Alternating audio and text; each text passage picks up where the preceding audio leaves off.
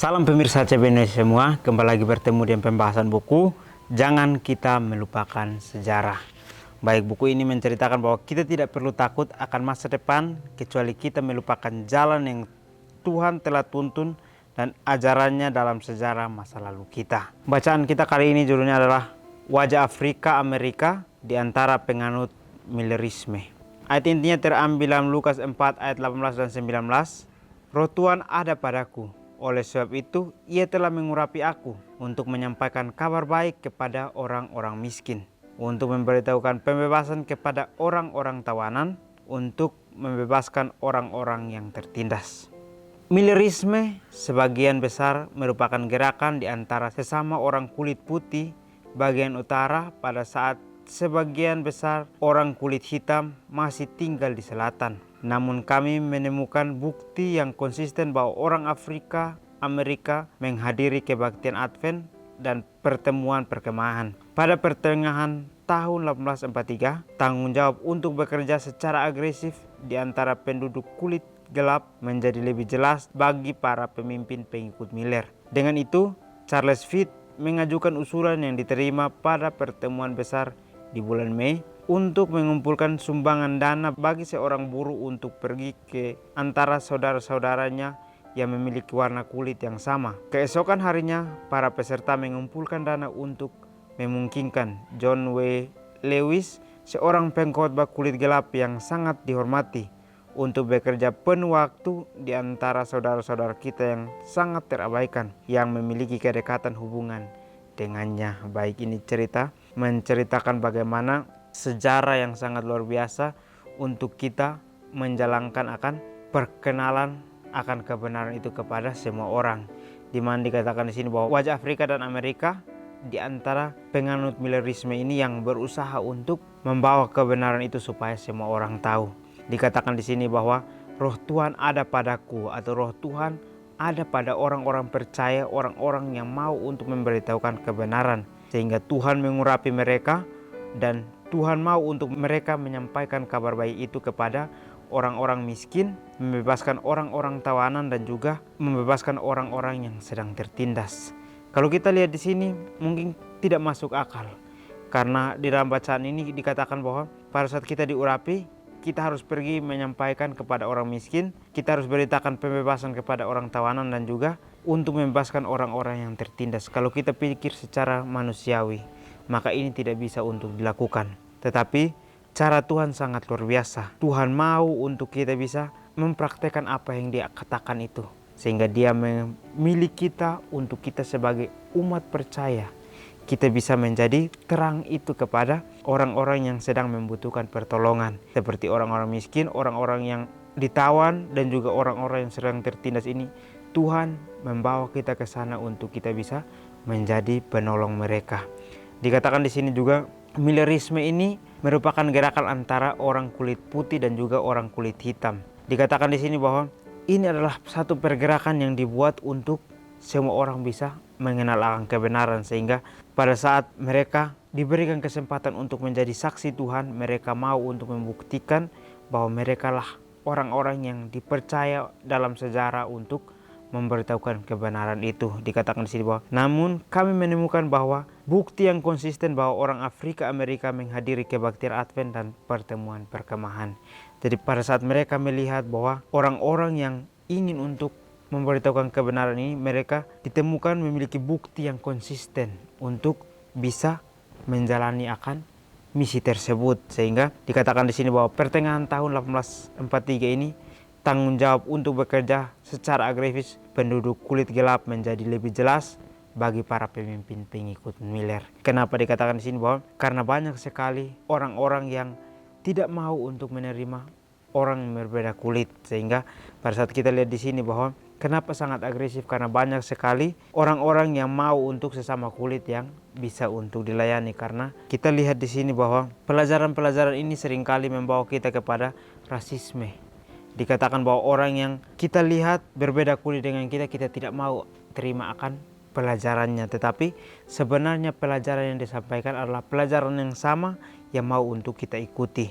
Dikatakan di sini bahwa dengan itu Charles Pitt mengajukan usulan yang diterima pada pertemuan besar di bulan Mei untuk mengumpulkan sumbangan bagi seorang buruh untuk pergi ke saudara-saudaranya yang memiliki warna kulit yang sama. Karena ini adalah misi, maka mereka mencari bagaimana misi ini dijalankan, sehingga mereka menggunakan cara seorang buruh diberikan kesempatan untuk ke sana untuk berbicara kepada orang-orang yang memiliki kulitnya sama. Dan keesokan harinya pun peserta tersebut mengumpulkan dana untuk memberikan dana itu kepada John Lewis ini untuk pergi berkhotbah kepada orang-orang yang ada di sana, karena dia terkenal sangat dihormati, sehingga dia juga memiliki satu misi, yaitu dia bekerja penuh waktu di antara saudara-saudara kita yang terabaikan, yang memiliki kedekatan hubungan dengannya. Jadi kita diberikan kesempatan untuk kita datang melayani orang, lakukanlah itu dengan semampu kita. Karena pada saat kita lakukan itu dengan semampu yang Tuhan berikan kepada kita, maka kita akan memiliki satu kebahagiaan besar yang kita tidak akan lupakan di dalam sejarah kehidupan kita. Seperti contoh dari pelajaran ini, banyak sekali pengikut Millerisme ini mau memberikan contoh kepada kita untuk kita belajar bagaimana sejarah yang sudah mereka buat ini yang kita pelajari.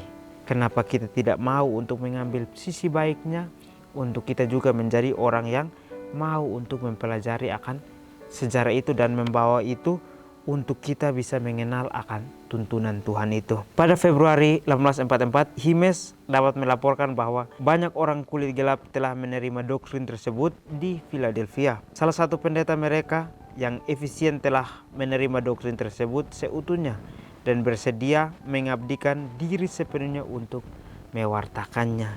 Jadi sangat menarik ya.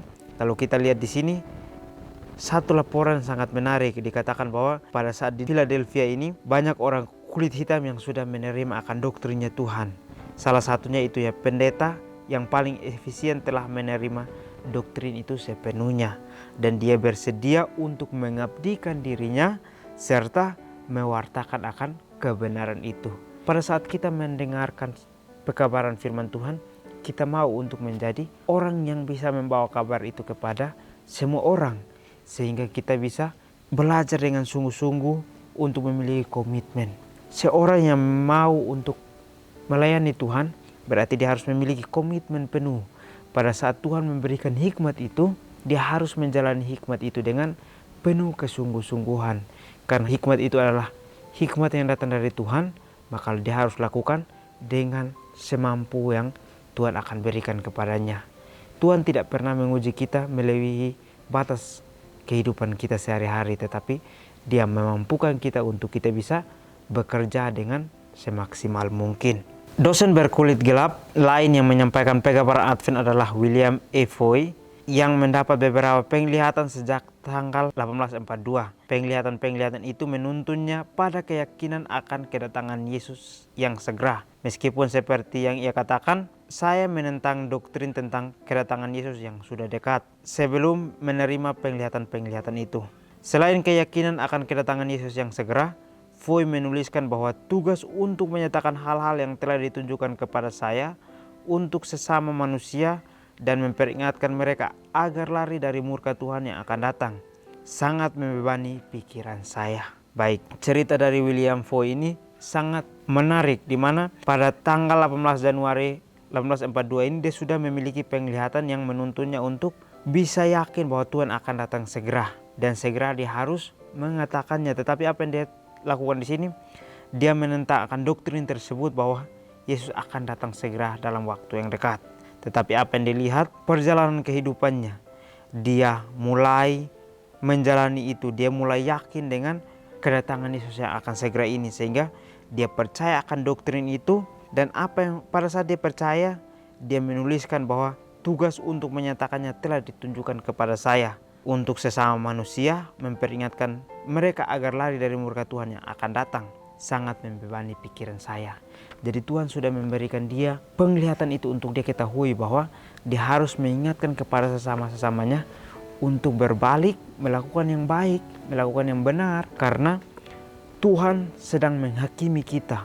Sehingga murka Tuhan, kita harus jauh dari murka Tuhan tersebut. Kita harus bisa lari dari murka Tuhan itu. Kita datang dekat kepada dia supaya kita tinggalkan akan dunia yang kejam itu. Jadi kita diberikan pelajaran ini untuk kita mengerti bahwa setiap cerita dari kisah sejarah kebenaran ini memberikan kita pelajaran bahwa Tuhan mau untuk kita bisa bekerja dengan sungguh-sungguh atau melakukan kebenaran itu dengan penuh konsistensi. Sehingga kita dapat belajar bagaimana setiap apa yang sudah Tuhan berikan melalui penglihatan itulah yang harus kita jalani. Karena itu adalah satu beban yang harus kita pikul untuk kita bisa memberitahukan kepada orang lain. Foy menolak keyakinannya selama beberapa waktu. Sebagai alasannya karena pekabaran Advent sangat berbeda dari apa yang diharapkan orang dan sebagian lagi karena prasangka di antara orang-orang terhadap mereka yang kulitnya berwarna serupa dengan saya. Dan di tengah-tengah doa yang penuh kesedihan, ia menerima gambaran yang pasti bahwa Tuhan akan menyertainya jika ia membagikan pekabaran tersebut.